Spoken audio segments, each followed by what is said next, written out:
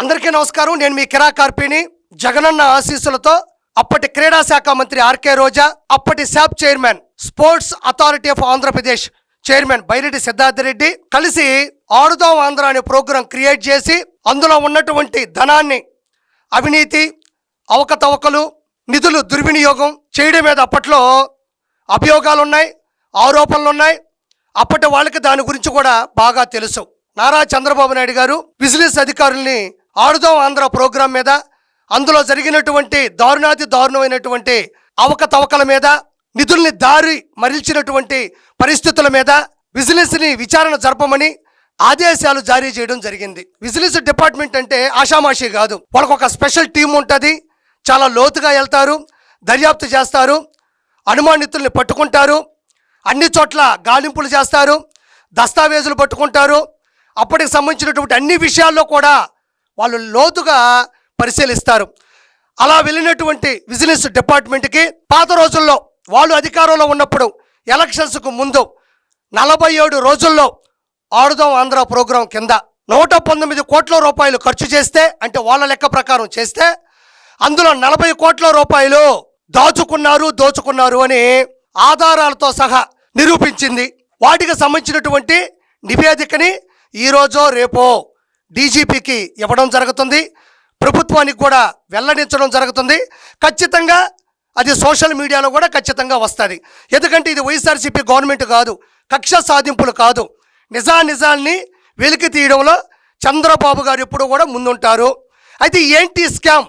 ఆడుదాం ఆంధ్ర అనే ప్రోగ్రాం కింద ఎలా జరిగింది స్కామ్, ఎందుకు ఇలా చేశారు అంటే, అప్పట్లో ఈ క్రీడా శాఖ మంత్రి ఆర్కే రోజా, శాప్ చైర్మన్ బైరెడ్డి సిద్ధార్థ రెడ్డి వీళ్ళిద్దరూ కలిసి ఆడుదాం ఆంధ్ర అనే ప్రోగ్రాం క్రియేట్ చేశారు.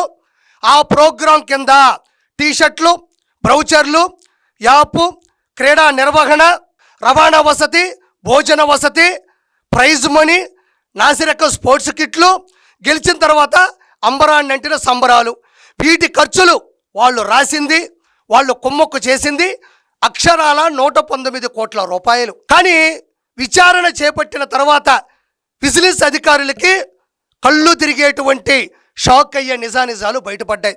వాళ్ళ విచారణ చాలా ఘోరంగా ఉంటుంది. దాడులుంటాయి, పత్రాలను చూస్తారు. పాత రోజుల్లో మీకు తెలిసింది, క్రికెట్లో బ్యాటింగ్ లాంటి బ్యాటు, బాల్ లాంటి బాలు, స్టంప్స్ లాంటి స్టంప్స్, వికెట్ లాంటి వికెట్లు, గార్డు లాంటి గార్డులు, ఫుట్బాల్ లాంటి ఫుట్బాల్, వాలీబాల్ లాంటి వాలీబాల్, షటిల్ కాక్ లాంటి కాకు, ఇలా క్రియేట్ చేసి కంపెనీల చేత నాణ్యమైనటువంటి కిట్లను వీళ్ళు అందిస్తున్నారు అని సంతకాలు చేపించి, ఎవరైతే గెలిచారో స్పోర్ట్స్లో విన్నర్స్, రన్నర్స్ వాళ్ళందరూ కూడా వైఎస్ఆర్సీపీ కార్యకర్తలే.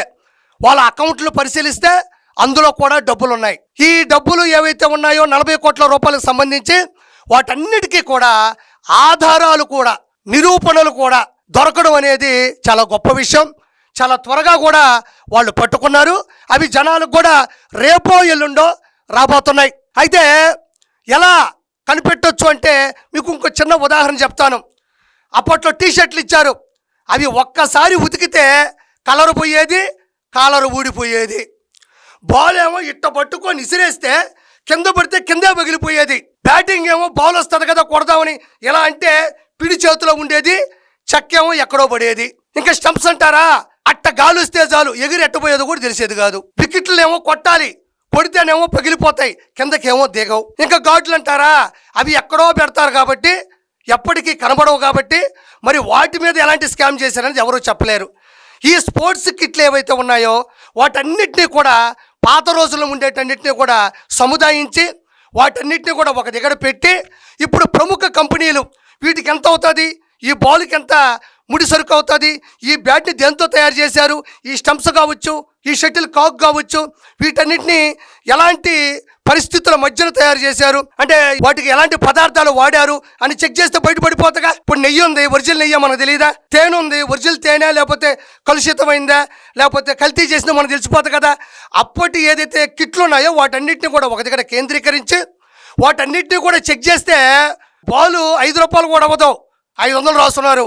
బ్యాటు 50 రూపాయలు కూడా అవ్వదు, 5000 రాస్తున్నారు. ఈ విధంగా అడ్డదిడ్డంగా ప్రైజ్ మనీలు వాళ్ళకే ఇచ్చి సంబరాలంట. అంటే వీళ్ళేదో ఐపీఎల్ టీం గెలిచిన తర్వాత పేలుస్తారు చూడు, పెద్ద పెద్ద బాంబులు, పెద్ద పెద్ద ఏదో మళ్ళీ కేకులు, కటింగులు, పెద్ద పెద్ద లైట్లు ఇలా క్రియేట్ చేసి డబ్బులు రాసేసి అడ్డదిడ్డంగా 40 కోట్లు. ఇవి మాత్రమే కాదు, జనరల్ ఫండ్స్ ఉంటాయి, కలెక్టర్ గారి సంబంధించినటువంటి మిగతా అధికారుల్లో ఉండేటువంటి నిధులు ఉంటాయి.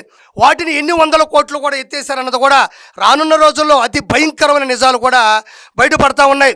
పోనీ ఇలా ఫుట్బాల్కి వాలీబాల్కి తేడా తెలియదు, షటిల్ కాక్ ఎట్టుంటుందో తెలియదు, క్రికెట్ అంటే తెలియదు, బ్యాట్తో బాల్ ఎట్టగొట్టాలో తెలియదు, అంపైరింగ్ ఎట్టుండాలో తెలియదు, అసలు ఏమీ తెలియదు. వీళ్ళందరూ కూడా కేవలం ఇది జగన్మోహన్ రెడ్డి చేసింది ఎందుకంటే ఆర్కే రోజా, బైరెడ్డి సిద్ధార్థ రెడ్డి ఆర్థికంగా బలపడాలి. రెండోది పబ్లిసిటీ. అంటే బ్యాట్ మీద అన్నబొమ్మే, కాక్ మీద అన్నబొమ్మే, బాల్ మీద అన్నబొమ్మే, వికెట్ల మీద అన్నబొమ్మే, ఎంత ఉంటాయి స్టంప్స్ వాటి మీద అన్నబొమ్మే, లోపల గార్డు ఉంటుంది ఎక్కడో వాటి మీద అన్నబొమ్మే. ఎలా బొమ్మ పెట్టే అన్నకిప్పుడు బొమ్మ కనపడబోతా ఉంది. Shuttle court, football court, volleyball court అని పాపాలు చేపెట్టే ఈరోజు సుప్రీంకోర్టు, హైకోర్టు అని కోర్టు మెట్లు ఎక్కాల్సి వస్తుంది. కాబట్టి నేను ప్రత్యేకంగా చెప్పనక్కర్లేదు. మరి ఆ రోజుల్లో ఉన్న బ్యాట్లు, బాళ్ళు ఉంటే దయచేసి దమ్ముంటే మేము నాసిరకం కాదు, నాణ్యమైనటువంటి పరికరాలు వాడుకునేటువంటి కిట్లు ఇచ్చామని చెప్పే దమ్ము జగన్మోహన్ రెడ్డికి, ఆర్కే రోజాకి, బైరెడ్డి సిద్ధార్థ రెడ్డి కొందా అని నేను ఈరోజు సూటిగా ప్రశ్నిస్తున్నా. మరి అందరూ వీళ్ళే, ప్లేయర్స్ అందరూ వీళ్ళే, ఆడేదేమో అన్న, bowling RK Roja, umpire Ambati, wicket keeper Vallabhaneni, by runner Byreddy, fielding ఏమో పేర్ని, చీర్గాల్ శ్రీరెడ్డి శ్యామల, భోజనాలు Borugadda, audience ₹5 Paytm batch, third umpire Gorantla Madhav బాగా నీట్గా చూపిస్తాడు కాబట్టి కామెంటరీ కొడాలి. వీళ్ళందరూ క్రికెట్ ఆడాలి, 40 కోట్లు దోచుకోవాలి, దుబాయ్కి వెళ్ళి దోచుకోవాలి. ఇది కదా స్కామ్ అంటే. 100% ఆర్కే రోజా అరెస్ట్ అవబోతుంది. ఆవిడతో పాటు బైరెడ్డి సిద్ధార్థ రెడ్డి ఎవరైతే సంతకాలు పెట్టారో, ఎవరైతే ఈ స్కామ్లో దోపిడీ చేశారో, దోపిడీ చేసే వారికి వెన్నుండి నిలబడ్డారో, వెనక ఉన్నారో వాళ్ళందరూ కూడా నిందితులే. దీనికి సంబంధించినటువంటి నివేదికను డీజీపీ గారికి ఇవ్వబోతున్నారు, ప్రభుత్వానికి ఇవ్వబోతున్నారు, అదేవిధంగా సోషల్ మీడియా కూడా ఖచ్చితంగా ఇవ్వబోతున్నారు.